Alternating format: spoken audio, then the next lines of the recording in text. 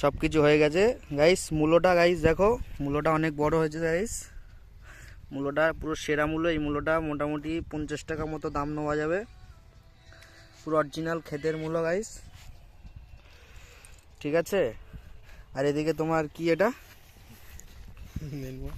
এদিকে তোমার এই একটা আছে, এটা কি সবজি? এটা ওলকপি গাইস।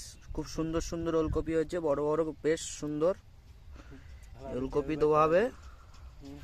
পেঁয়াজের দাম গাইস খুব সস্তা হয়ে যাবে। পেঁয়াজও আমরা চাষ করেছি গাইস।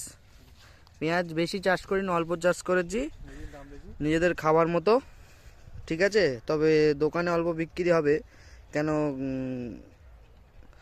চাষের তো, একটু দোকানে না দিলে হবে না গাইস। এদিকে কুমড়ো গাছও বসিয়েছি, কুমড়ো হয়ে যাবে গাইস। খুব বড় বড় কুমড়ো হবে এই গাছে নাকি, বাংলা কুমড়ো এটা। এদিকে গাইস সুন্দর বিমস হয়েছে, এই বিমসই বিক্রি হচ্ছে আমাদের দোকানে। এই বিমস এখন তো খুব সুন্দর ফলন ধরেছে। এদিকে গাইস সর্ষে গাছ বেশি বসায়নি, সর্ষে গাছ এরা বসিয়েছে, এদের ফলনটা ভালো হয়েছে।